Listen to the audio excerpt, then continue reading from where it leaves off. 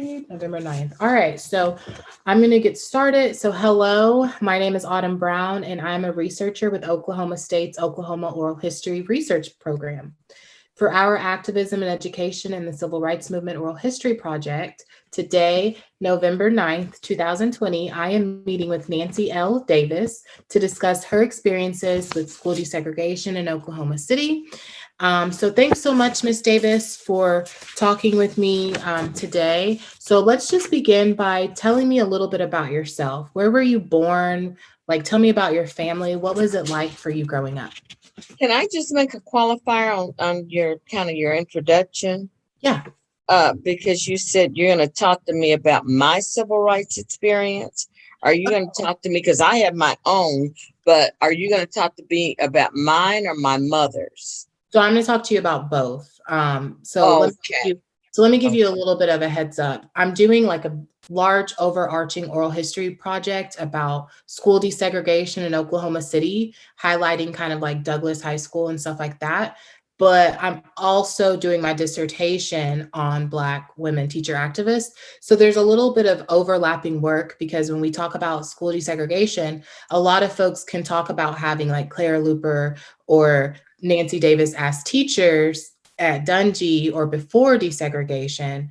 And so there's really just like a little overlap. So I'm going to talk to you a little bit about like, what was it like for you growing up in this time period, but also what was it like with growing up with your mom, Nancy Davis, who was this huge activist.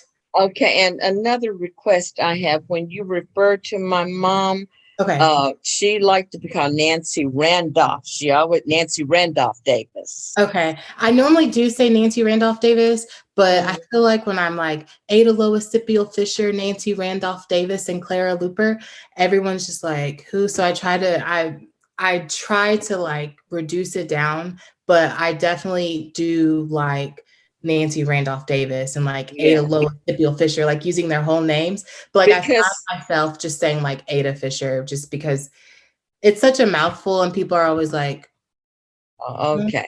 I just want you to know that's how she like, because sometimes, I'm Nancy, they'll say Nancy Davis, which one? A lot. I just want you to know people will say that. So when you say Nancy Randolph Davis, that really distinguishes my mother from, and sometimes folks will say Nancy R and Nancy L.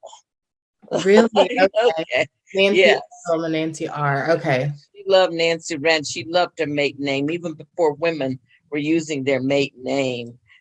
She just loved that. Because when you say Nancy Davis, be sure to say make me know you're talking about my mother. So so when I was reading her transcript and I saw that her mother's name is Ernestine Randolph, that's when I put the two together, like Nancy Randolph, and then her husband name is Fred Davis. I was like Nancy Randolph Davis. So that's when I like put it together because I always thought the Randolph was maybe a middle name, but that was her maiden name. So I put the two together finally. Right. Yeah. So thank you for those clarifications. But I do want you to know that like in my dissertation and as I write about her, I use Nancy Randolph Davis, or I will use the R because it's something about like the full name that I love. Like our Mrs. Davis, if you want to just, okay. We say Mrs. Davis because I've never been married. So Mrs. Davis. Mrs. Davis. Okay, cool. But she loved her Nancy Randolph. In fact, let me just quickly share this with you. When they were doing the highway sign, the state, I told them you have to say Nancy Randolph Davis. Don't just say Nancy Davis Highway.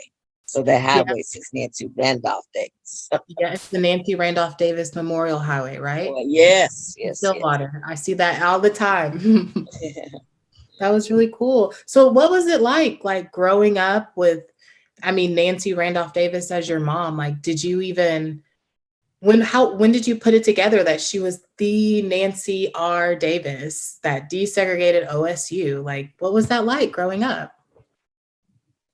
Well, just let me say, my mother really prided herself in, I think, took extra pains to remain humble and not talk about herself and push others. And she would say, she told us that, and we knew that that was special, but it was not talked about in the community. A lot of people did not know it until the state started recognizing her. But I was always proud of my mother, but she spent so much time working with Clara Luper in the NAACP Youth Council and really promoting us working in the movement that we did not focus on that. The way it was manifested to us is that education is vitally important, and it is the tool by which African Americans can achieve freedom and liberation and can chart their own path in society. And so that's how it was pushed. She had the article, Nancy R. Davis, which I can send to you, that was published in the Black Dispatch at the time in 1949 when she entered. It said first Negro enters Oklahoma A&M. Yes. And so we knew it was a big deal, but she didn't make it a big deal. Mm-hmm. And our Saturdays were spent. My mom and Clara Luper were intertwined, almost just like sisters. They were not blood sisters, but we called Mrs. Luper Aunt Clara. And my mother was a co-advisor of the NAACP Youth Council. And she really pushed me. I'm the older of the two between my brother and me. And so I was involved as a very young child in the sit-in demonstrations. I can remember going to John A. Brown's and picketing with Miss Luper and the Youth Council. I remember being a part of the sanitation worker strike. At that time, I was vice president of the NAACP Youth Council, and we declared Black Friday, and all of those who wanted to leave school and participate in the march going downtown in support of the sanitation workers, we did that. I can also recall being a part of the March to Lawton. That's not talked about too much, but it is something that was a really big deal in our state in the late 60s when Dodo Park in Lawton was closed to Black people, and Mrs. Luper lodged a march to Lawton. Now, my mother would not participate, or Mrs. Luper forbade her from participating in the sit-ins, because even though my mom was Christ-like in her demeanor, one of the ways she could lose it was to see children being mistreated. And so she did go on a demonstration once, and she saw this woman step on the children who were picketing and sitting in at John A. Brown's, and my mother lost it. She wanted to go after the lady. But Mrs. Luper told her, no, we are a nonviolent movement, and you have to practice what you preach, your Christianity, and you go home. Your thing is home economics. You go on and engage in food preparation for the sit-inners. So I can't have you, Nancy, being with us, because they're going to do things to our kids, and you just, as heartbreaking as it is, you can't do that. You can't go after people who go after our kids. So she had a vulnerability in that area. Other than that, my mother was very passionate about what she believed. She definitely would speak up for students at when Star School. Let me back up. She taught at Dungy High School, which was a segregated school, a part of the Choctaw School District initially for several years. And she taught there for 20 years. Now, before she left Dungy, it was annexed into Oklahoma City Public Schools. So she taught at Dungey from 1948, when she finished Langston University, until 1968. And then as integration took hold in Oklahoma City Public Schools, she saw the writing on the wall, and she knew that eventually that they would probably merge Dungey and Star Spencer, but they did keep Star Spencer open after she left. But she went to Star Spencer in 1968. There were few African American teachers. Star Spencer then was only 25% African American, 75% white, and there were strong racial tensions at that time. My mother was certainly instrumental in speaking up for the African American students, letting the principal and faculty know that certain conditions had to be changed and that there had to be inclusivity of African American students. We had our first Black History program at Star Spencer when year we came. We had to fight for it. So she was known. I think people they revered her, and then some of them probably resented her. Some of the white staff and administrators, I feel, resented her because she was extremely outspoken.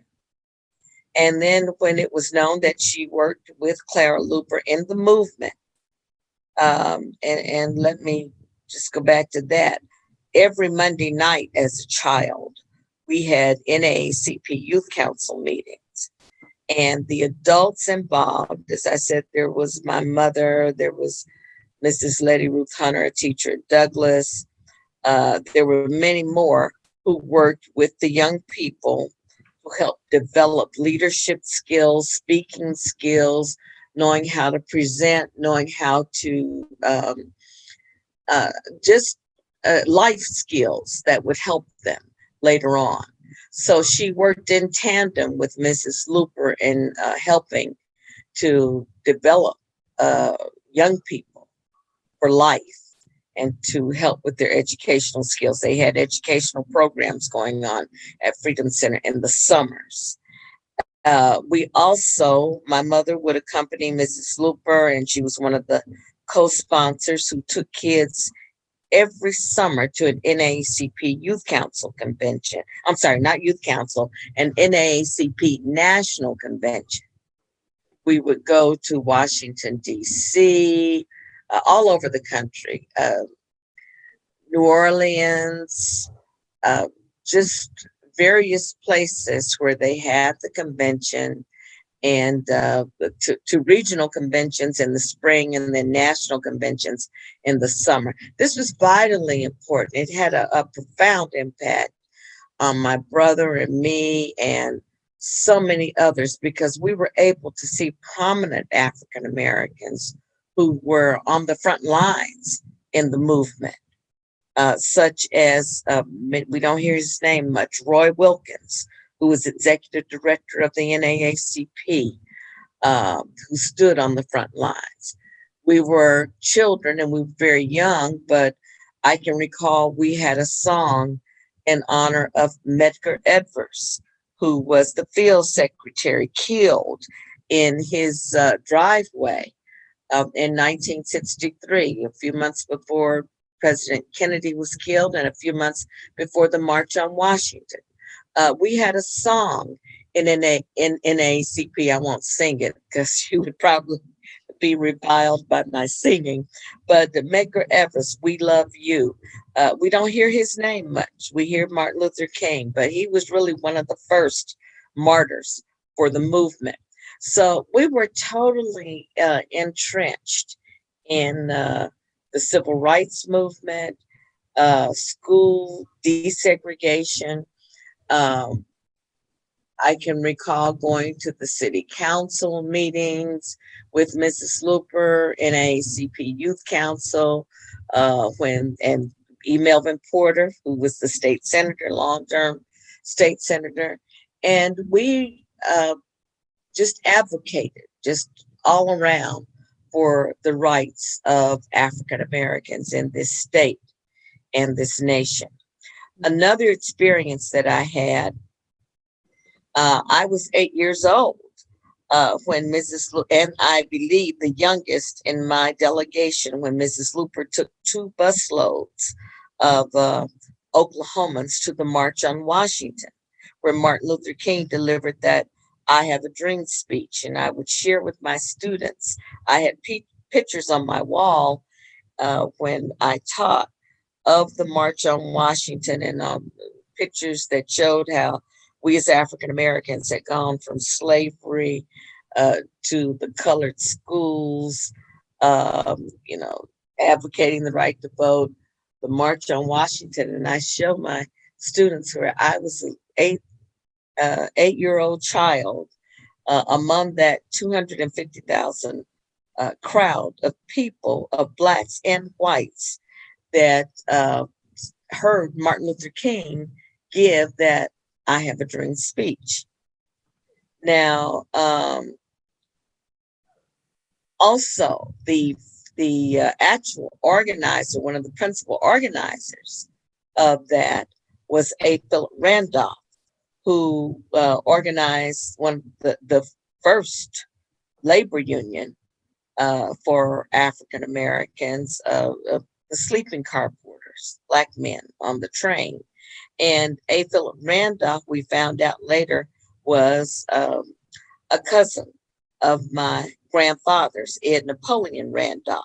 So activism ran through our veins as Randolphs. My uncle in Kansas City, Kansas, was very active with CORE and SNCC, which were civil rights organizations, which you probably know, having done your research. So it kind of ran through the Randolph veins to be active in the liberation of African Americans. My mother would talk about her experience at OSU. She would say that, am I talking too much? Or should I wait and let you ask questions? No, but if you see me look down, I'm taking some notes to follow up with. So just FYI. Okay. You're not talking too much. Because I'm kind of skipping over. I know, that's why I'm taking a few notes, like, okay, we need to go back to this. So yeah, no, you're fine. You're fine. Okay. Mentioned the March on Washington. I was at, well, going back to the March on Washington, I didn't realize as a child the effect that would have on me. It was just something that, I did. My mother, Mrs. Luper, decided that that's what I would do. And the 2 busloads of people that Clara Luper took were Blacks and whites from this state.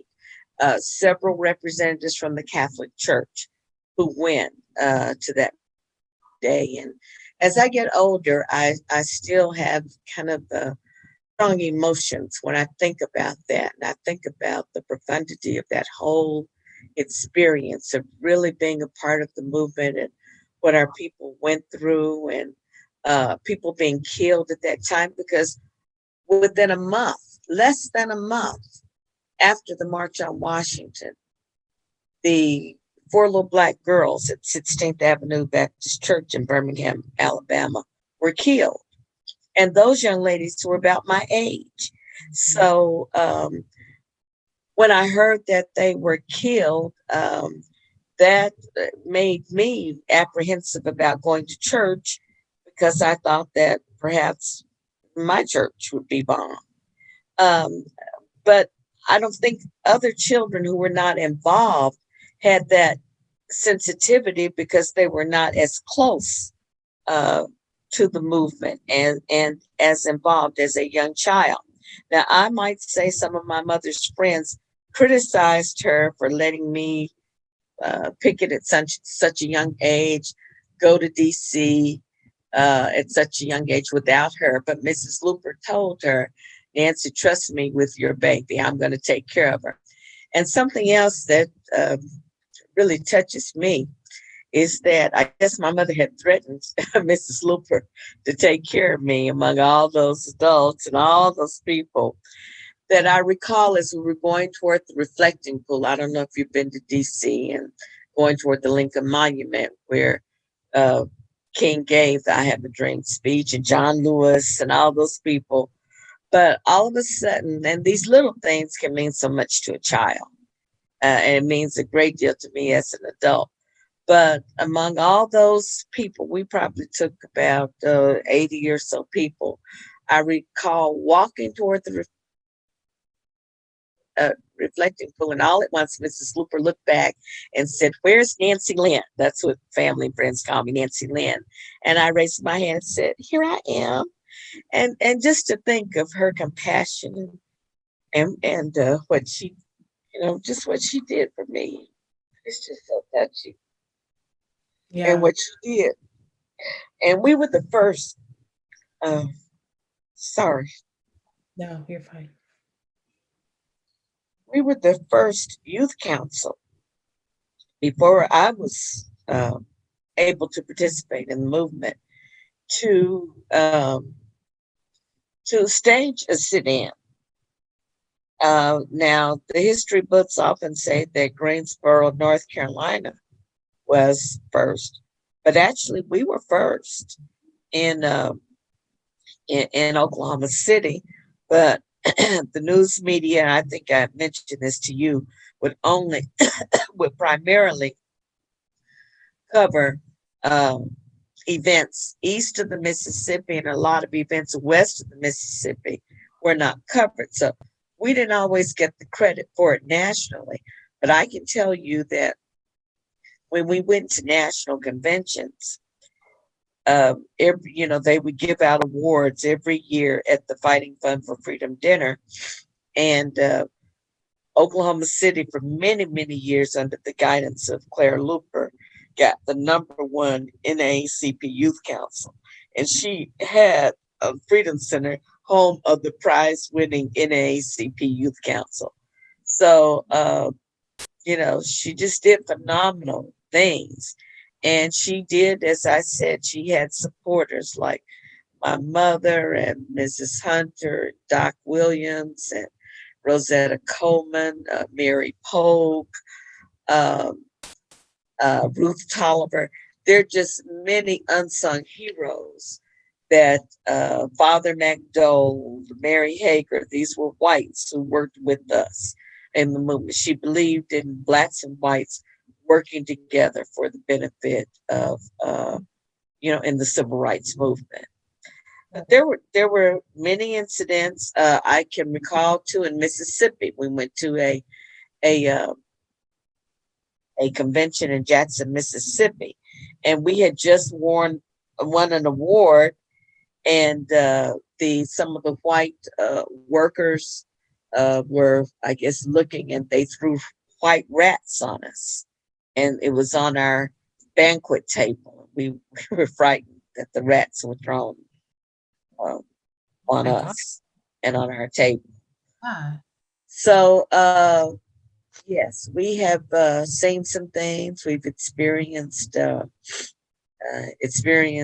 many things, and we just thank God that we've had people like Clara Luper, like a Medgar Evers, A. Philip Randolph, Martin Luther King, John Lewis, and so many others who have paved the way.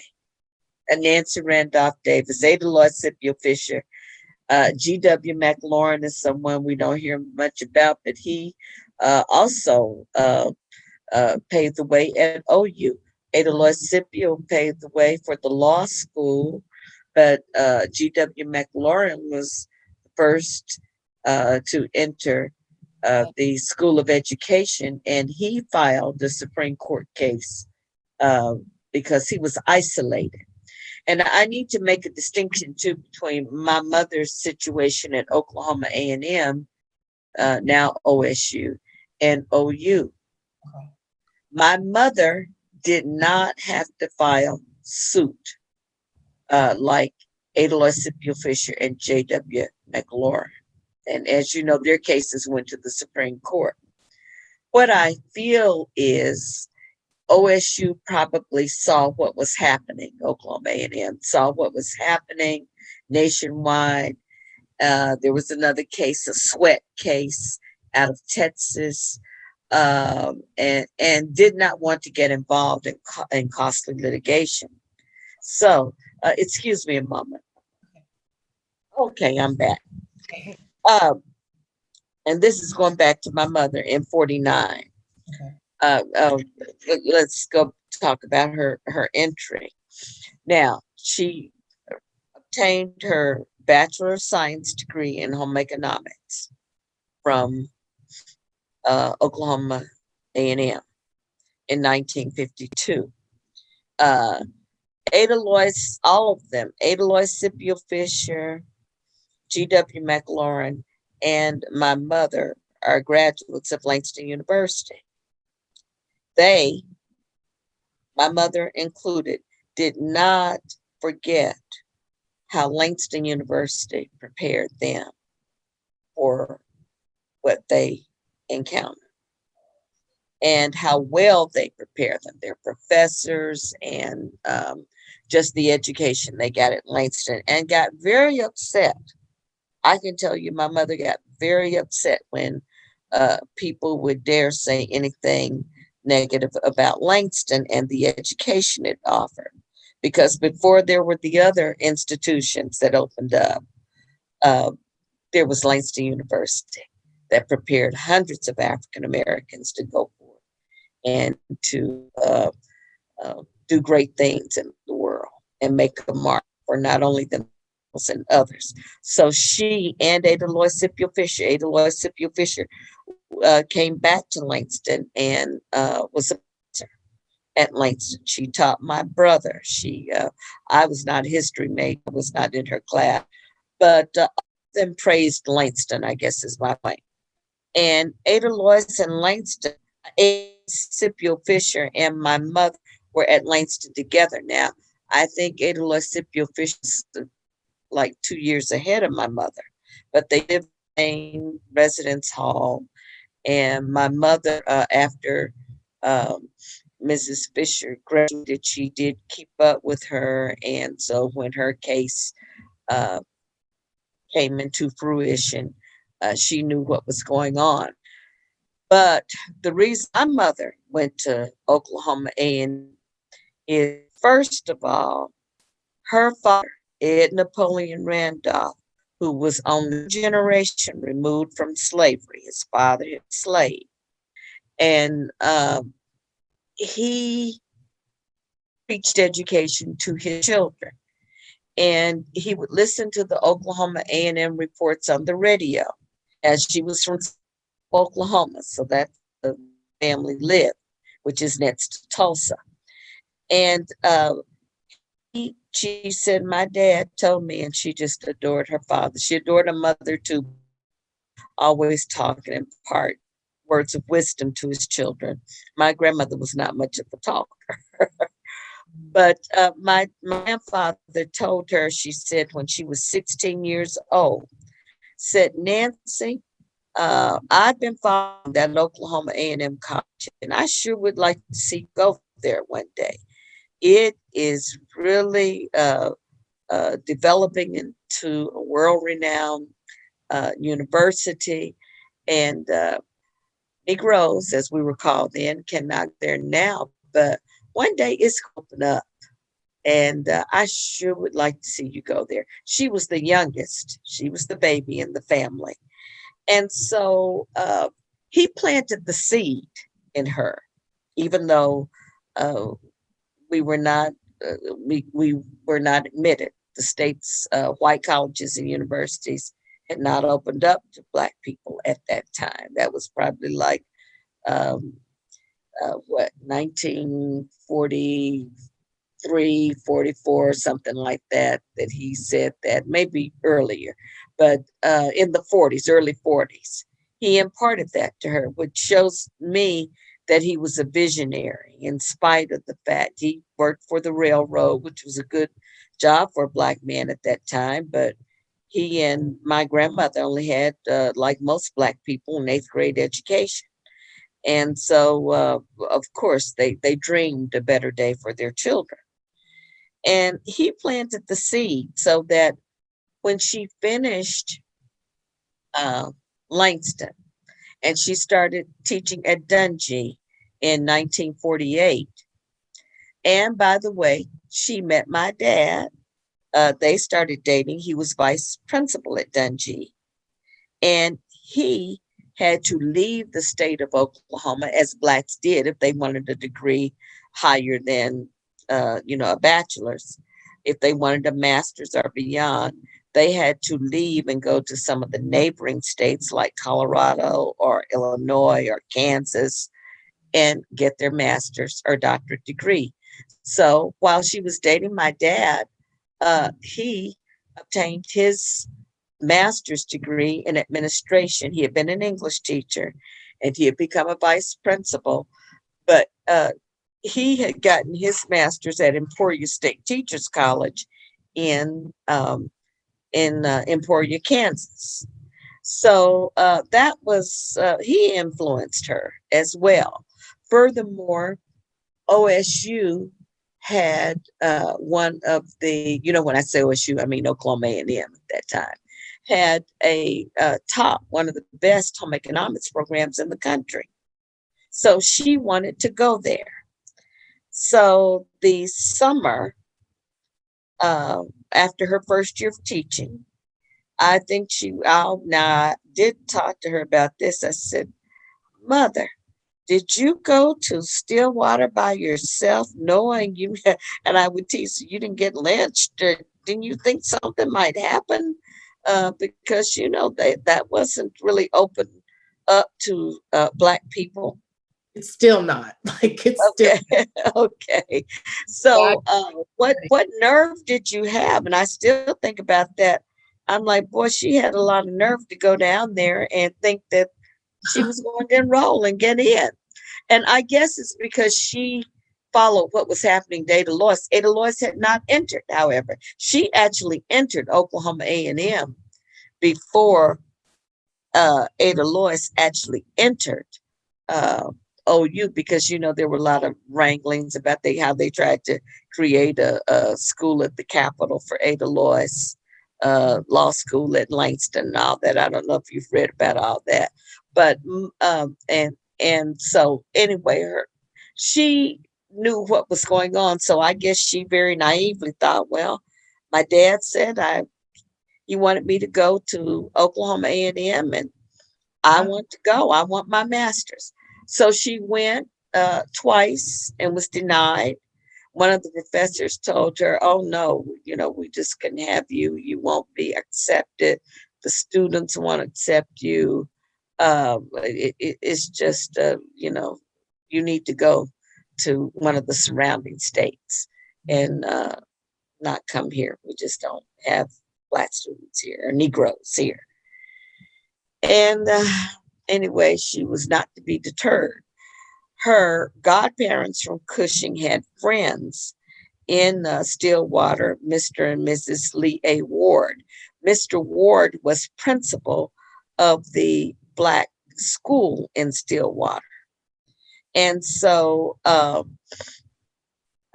during her first summer there, she was eventually admitted. Let me just say this, after being persistent. But she went to Mr. Ward and told him, and Mr. Ward and somehow the two NAACP leaders, prominent NAACP leaders of that day, editor of the Black Dispatch, Roscoe Dungey. Roscoe Dungey, and Tulsa NAACP attorney Amos T. Hall. They prevailed on her behalf with the university to let her in. So, and this is where I go. I'm assuming that they didn't want to get involved because they said this young lady is not going to be stopped. She wants to come here to get her master's in home economics. And so either you let her in or we'll just have to take it to the next level. Mm-hmm. So they eventually let her in. As I said, after being denied twice. And when she entered, she had to sit on the outside of the classroom where she could barely hear. And then she made the second highest score on a test. And they moved her on the inside, but they put her in a little office nook where she, again, had a hard time hearing. And eventually the students, it was the students, oh, it's always the young people in the movement. It was the students who said, you know, this is just not right, that she should have to be encaged like that, like an animal, and sit on the outside. And she said that the professor said, well, look, we'll let her sit on the inside, but if we get wind that some of the state regulators were coming, I understand state regulators would be sent to make sure that segregation laws were being enforced. So the professor said, but if they come, you've got to move back out to the outside.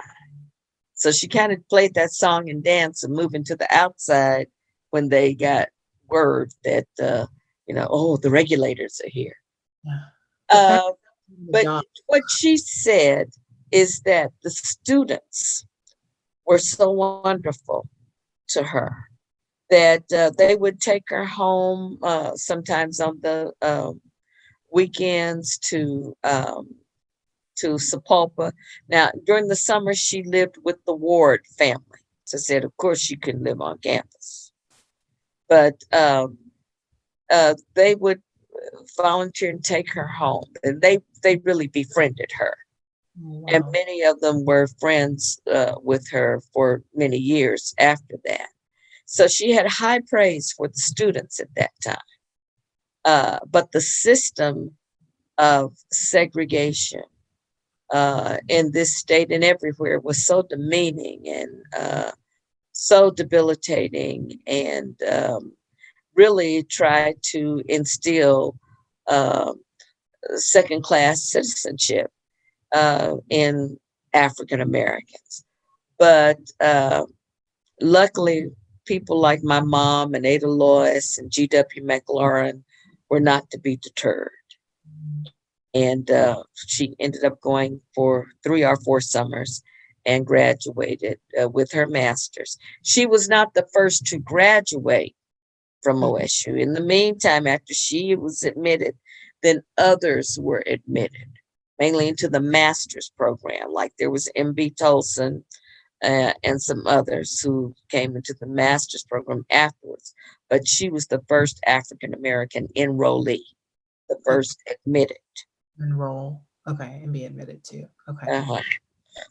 Wow. It's usually described as the first enrollee or the first Black admitted to Oklahoma State, what is now Oklahoma State University. So one thing you said that after you found her trigger with children, she was forbade from participating in the demonstrations, but you said that she was Christ-like. So what does that mean? Like, what does that mean about her character? Well, like so many Christians, I think we all have experienced that, who have a strong belief system. She was very active in True Vine Baptist Church. She considered herself to be a strong Christian, but she would just tell you, that's one place where I fall short, is when I find children being mistreated. Yeah. I just can't take seeing those white people or anybody step on our kids, our innocent children. And she loved other people's children. I always felt as much as she loved us. So that was just one place where she fell short. I mean, nobody's perfect. Right. It's interesting for you to for her to be described like Christ-like, because it just makes me think like she, like, I mean, maybe that's the wrong word, because if you think of Christ-like being like a little lamb or not, no, Christ-like in the sense that she believed in giving and believed that was her spiritual ethos, so to speak. No, and Where it's not felt that giving to others and making this world a better place, being active not only in the church, but being active beyond the church. And she and Mrs. Luper and Mrs. Hunter and all those treated their children. I mean, they would often take food and clothes to the homes of people. One of my mother's students, I was visiting in Kansas City, Missouri, and she said, when our home was destroyed by a tornado, your mother and Clara Luper went to the Red Cross to make sure that they gave us what we needed. Yeah. And she said, I'll never forget that. So I guess that's what I meant, because she was outspoken. No, she was not a lamb, but she did not push herself in terms of wanting attention on herself. In fact, when OSU started naming buildings and all this that they've done, she was alive in 2001 when they named one of the apartment buildings Davis Hall. And she said, look, I just can't believe that all this is being done for me, but I give all credit to God for and how he's brought me through. It's a bad word. I love the word. I think it's a perfect word. It was just when I saw her audio recording too, I just like looking at, it's just something about her and her story that exudes something. Like it just resonates and it exudes something. So it was a perfect word in my head, because I'm like, that makes sense, because like when you think of Christ and the story of Christ, it exudes something, and there's something that resonates in that story and with the work that they did. And so when to hear you say that word to describe her, it's like, yeah, I get that, because I mean, just listening to you talk about them, it's just like, God, like it's resonating, it's exuding something. And so it's a perfect word. Well, It stuck out to me so much that I picked it out, because I was like, tell me more about her character and like just and stuff like that, because I think probably better. She was she was a spiritual person, but spiritual to her meant serving others, serving God's children. Right. And whether that be in the classroom, even though there's separation of church and state, and and you can't bring your religion per se to the classroom, but you can act as an educator in such a way that lets students know that there's really something within, and that's something that helps a teacher reach out and show interest. And now she and Luper believed in discipline. Mrs. Luper had her board of education. Can't do that now, but she had her board of education. She would paddle us, even if we didn't have our lesson. So they believed in discipline. Yeah. They were strong disciplinarians. We call it old school, or what my students thought I was old school. And once they hear my story and how I came up, they go, oh God, we understand your passion. So tell me about, because like when you tell me about her teaching, because a large part of the work I'm doing is looking at their teaching as a form of activism. So you brought up the separation of church and state, but being able to act and teach in a way like where that kind of comes through. So can you kind of talk to me about her teaching and just how through her teaching she was kind of able to impart this like activist kind of undertone through her teaching? Well, in teaching home economics, it includes so much. It not only entailed, and of course now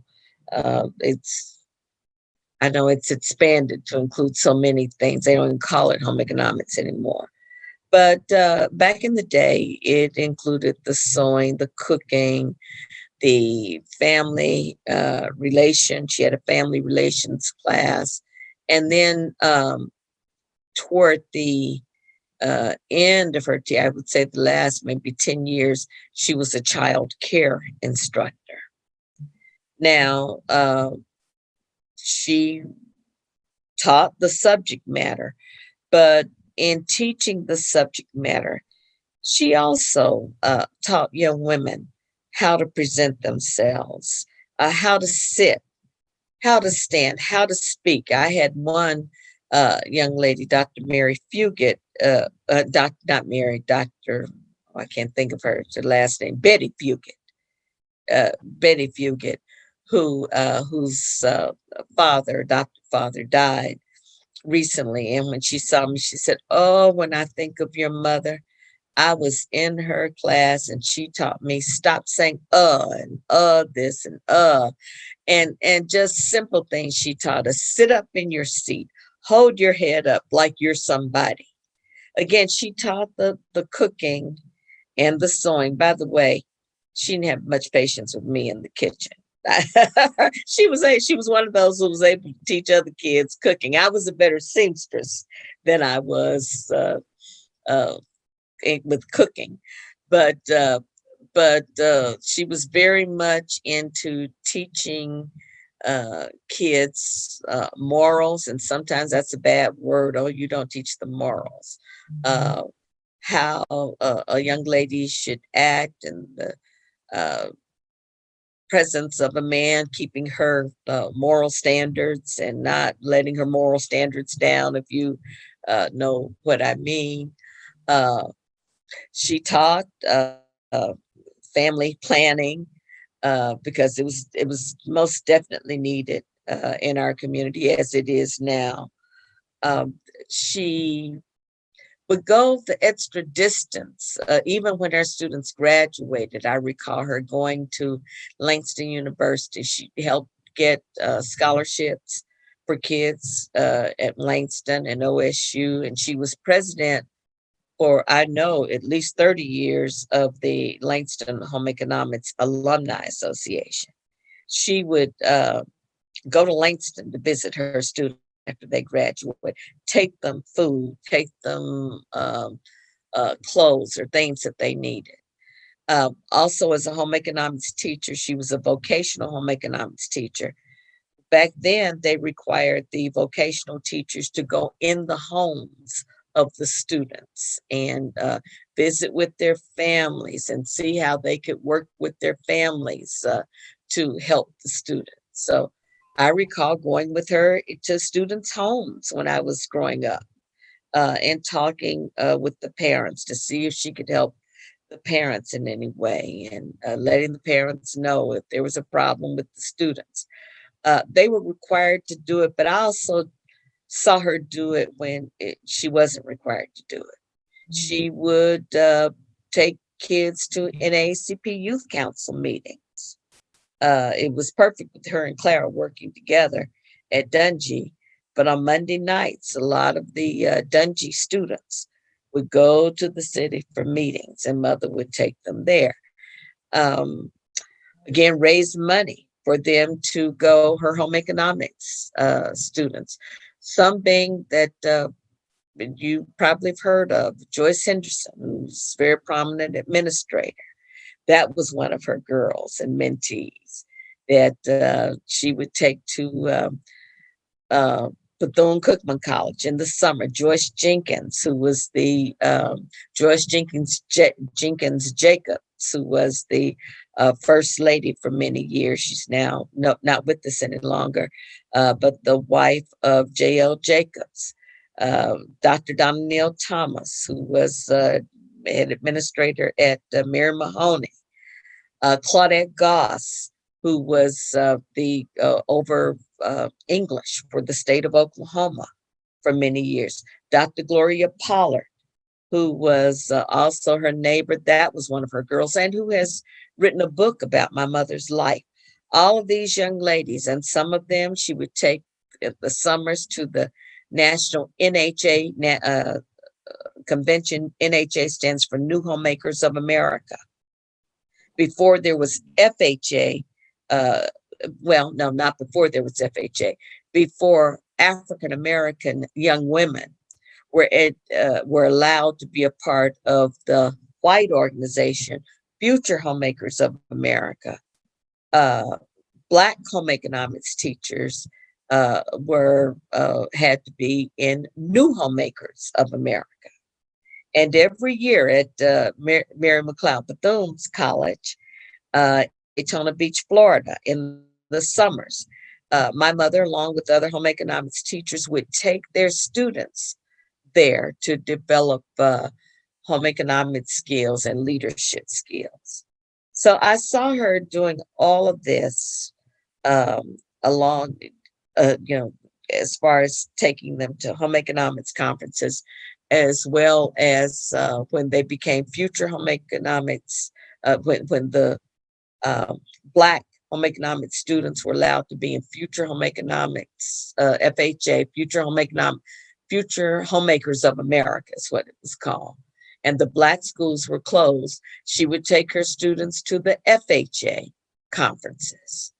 And she said, my kids can stand with anyone, can stand up against anyone in competition. And they did. They did not feel inferior to anyone when they went and represented their school. So you talk about like home visits and stuff like that.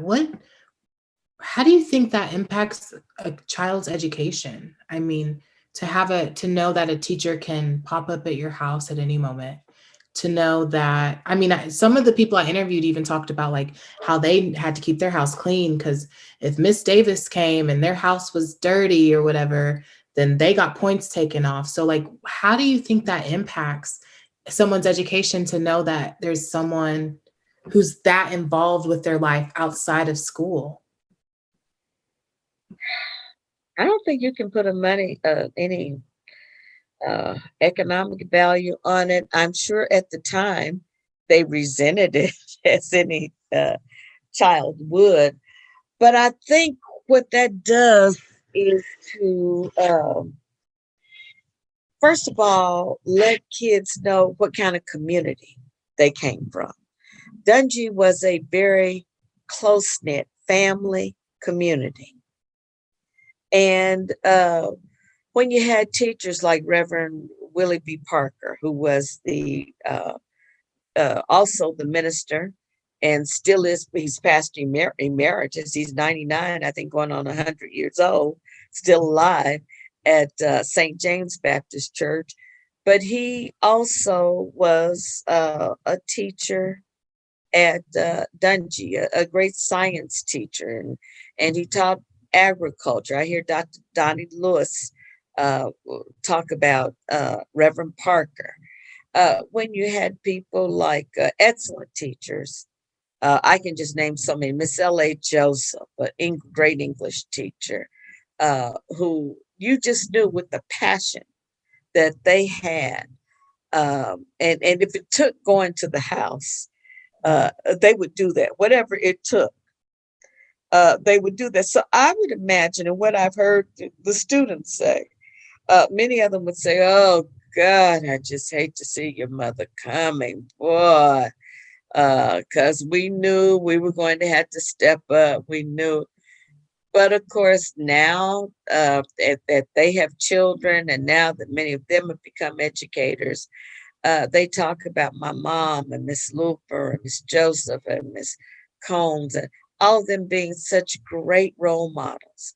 And of course, now we can't do that. However, I was a fool enough to do it when I first started teaching. And some of my teacher colleagues told me, you better stop going to those kids' homes. And I think during my first year of teaching, a principal in New York went to some of his students' homes and was killed. And so one of my friends said, you are crazy. You stay out of these people's homes.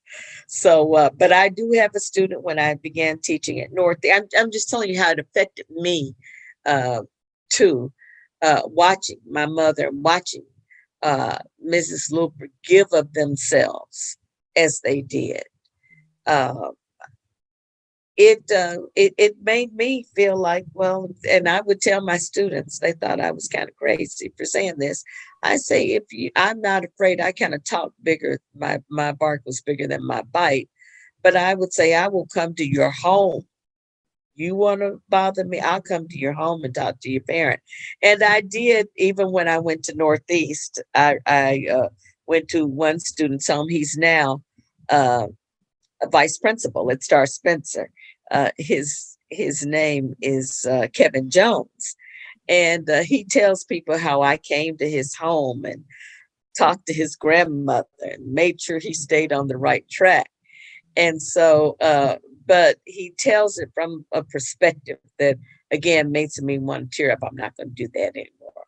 But because he says he would tell when he came to Northeast when I was teaching, and he told the kids, this was my teacher. This is the one that helped me achieve and stayed on me. And she even came to my home. I think it tells kids today, even though things are different, as it told them back then, these people really care. Teaching is more than just an occupation. It's almost like a ministry to some of us. It's a passion, because we know, and then too, being African American, and I think all students understood this. They understood it. The students that my mother taught and the students that I taught. It's kind of harder to get over with students that I taught, because they've never experienced segregation, and they've never experienced some of the things that that we went through. But when we stick with them and we tell them, you don't have my permission to fail. You don't have my permission to be a failure. You must do this, young man, and I'm going to keep on and keep on, even if I rack my brain. You think you're wearing me out. You're not going to wear me out. Now, a lot of times they will wear you out, but you have to make them think that. And that's what I was thinking about today as a retired person. I don't miss the paperwork. I was an English teacher. I also have a Juris Doctorate, by the way, but I found my passion in teaching. Okay. But I said, I miss being able to inspire and definitely to mold young Black minds. I just give all praises to God for doing that. And I would hear my mother talk like that. My dad was a teacher too, and he was a very, very good English teacher. I think I took my English skills after him. Later on in life, I developed home economic skills, especially when my mother got sick and I had to be the one for the family to provide the holiday meals and everything. But I just think my dad was excellent at what he did. But my mother and Mrs. Luper, I don't know, and Lady Ruth Hunter, they just went the distance. It's just nothing like it. Yeah. Gosh. I Going to guess hospitals to visit kids, going to hospitals to visit their parents, and then away from school, my mother would have prayer with her students. Uh, it was just unbelievable. Unbelievable.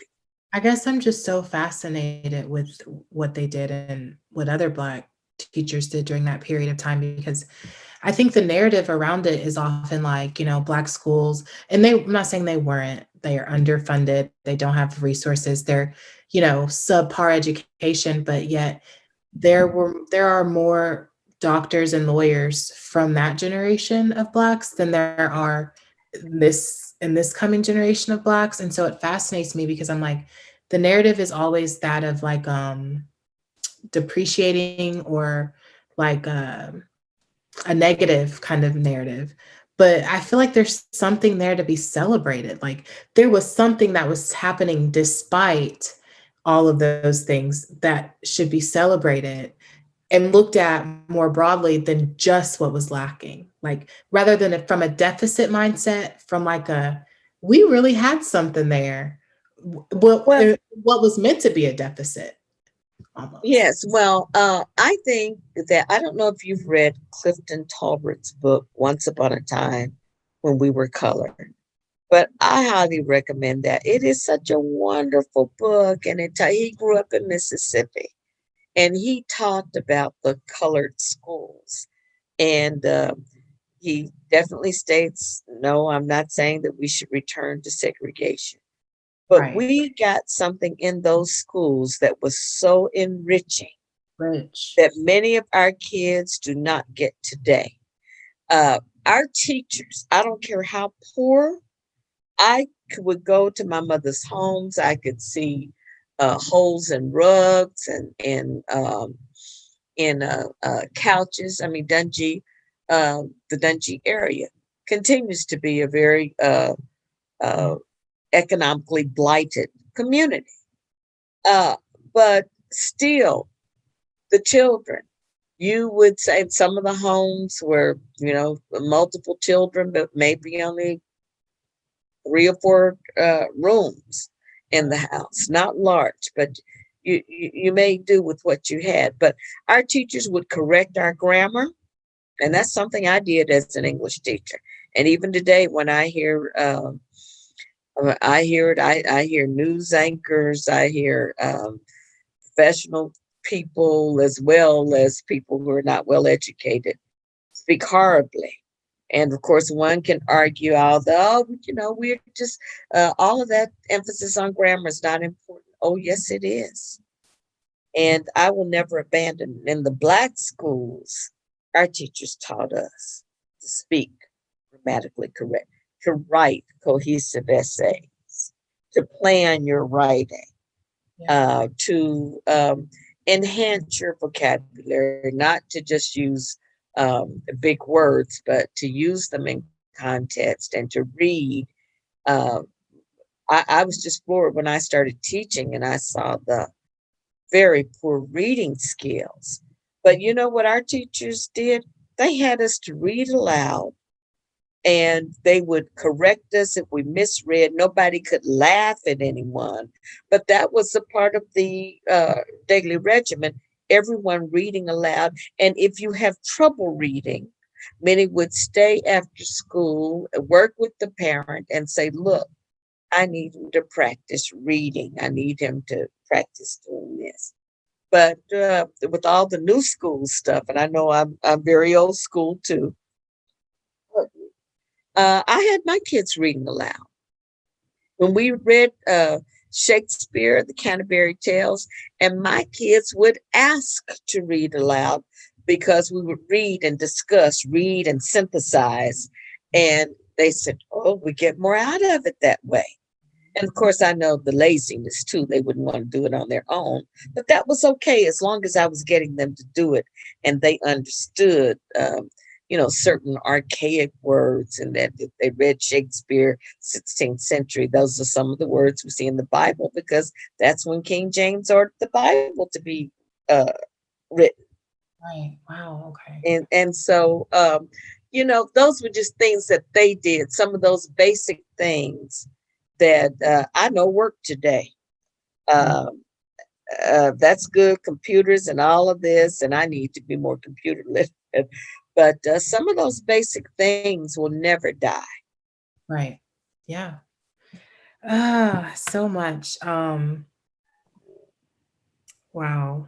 I feel like You probably haven't had a chance to, and I just need to go through. I said I was going to send you a lot of documents that would also chronicle my mother's life so that you have it in order because I'm going out of sequence. no, I just the only other thing I wanted to talk about was just you mentioned with the NAACP Youth Council, you learn like life skills, and there were also educative programs attached to it. So can you kind of talk a little bit about that? Like when you talk about life skills, like what do you mean by that? And can you kind of talk about like the educational programs that were offered through that? Right.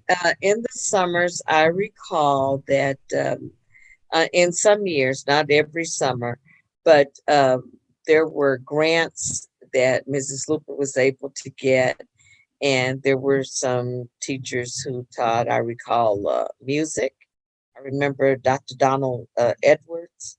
who was a band teacher at Dungy at one time, and then I believe he became. Are you still with me? Okay. Yeah. There was someone who taught math skills, so you could go there and get that in the summers. But every Monday night, you got coaching from Clara Luper and the adults that were the co-advisors to the NAACP Youth Council. If no more than just presenting a report from we all had different committees. One might be the red team, one might be the blue team, where we would sell NAACP memberships and raise money for the youth council so that we could sponsor our projects. And we would have to just stand before the group. Good evening, Mrs. Luper, advisors, and members of the prize-winning NAACP Youth Council. Tonight, I would like to I'm just giving you modeling it. Tonight, I am giving the report of the red team. We had 150 memberships that were given to us to sell. We sold 75 of them. Another 50 or 75 remain. This is how we sold them. We called our friends, we called family.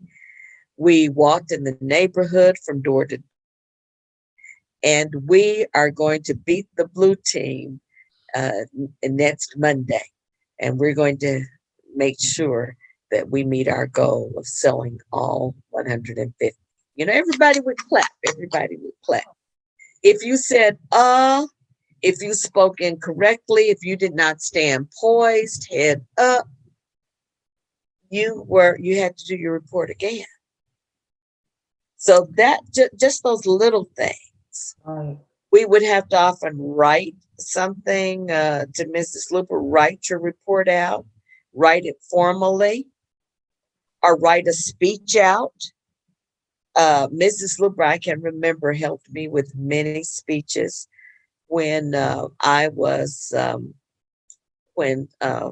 E. Melvin Porter ran for the Senate, Archibald Hill ran for the House of Representatives, Ava Sanio Johnson ran for the House of Representatives. I recall that she had me making a speech at one of the churches, seems like it was Fairview when I was young, that Fred R. Harris was our U.S. Senator. He worked with us as well. He was a white U.S. Senator. His wife was Native American. And she had me making speeches for him. She would write them out, have me practice them. And one was that we will elect Fred R. Harris from the State House to the White House. And, there were just things that she did that instilled encouragement. And as a result, people like Claudette Goss was one of the first to work, and I believe she worked behind the scenes at Channel 5. I worked as a reporter for KTOK, then I went to Channel 13, then I worked for Channel 9 in the 70s. But all of that rearing that Clara Luper gave us really helped to develop us. Clara Luper, my mother, and other teachers. I mentioned Miss L.A. Joseph, a great English teacher that helped me with my writing skills in 7th grade.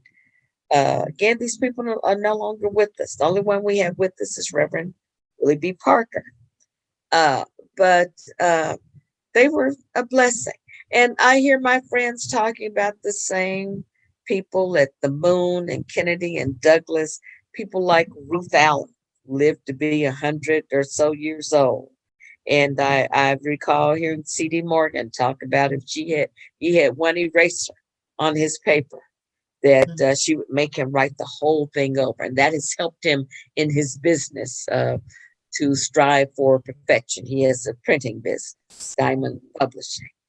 I've heard people also talk about Mrs. Thelma Parks. who was a great English teacher, whom we just lost a little over a year ago. She also molded me in my participation in the debutante cotillion. A lot of the New Vista Club, many of the organizations, Alpha Kappa Alpha would give fashionetta. New Vista Club gave the debutante cotillion.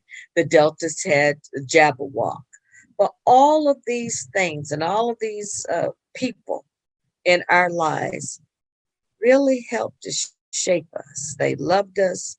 They would chastise us, sometimes make us cry. I like to tell the story about how Mrs. Parks, I thought I was doing my curtsy beautifully for the debutante cotillion. And she would say, no, you're not smiling. You're not showing me personality. And it really hurt my feelings. I went home and cried, but then I practiced on my porch doing my curtsy and so forth. And I won the best curtsy, Miss Personality for debutante. And so, I remember those things. They were tough. They were tough people, but they knew that the world that we were in, that we would have to strive for excellence. That was the story. Yeah. You're always striving for excellence. If you mispronounced a word, you would correct it and you appreciate it being corrected. If you didn't appreciate it, you better act like you appreciate it. Yeah. If you said, if you answered the phone, oh, may I speak to Nancy Lynn? This is her. This is her. No, this is she. Why? And they would explain the rule of grammar. This is the subject. Is a linking verb, state of being verb. She is a pronoun. It's a predicate nominative, and it relates back to the subject. So you need a pronoun in the nominative case. Now, I tried to teach my kids all of this because all of this is on the ACT. They might not say, break it down like that, but I certainly tried to instill that in my students as they instilled it in me. Wow. So. Oh, wow. I really appreciate you taking the time and doing this interview with me today. I feel like I got so much from it. So I really appreciate Oh, you're precious. Well, I'm proud of you, Miss Brown.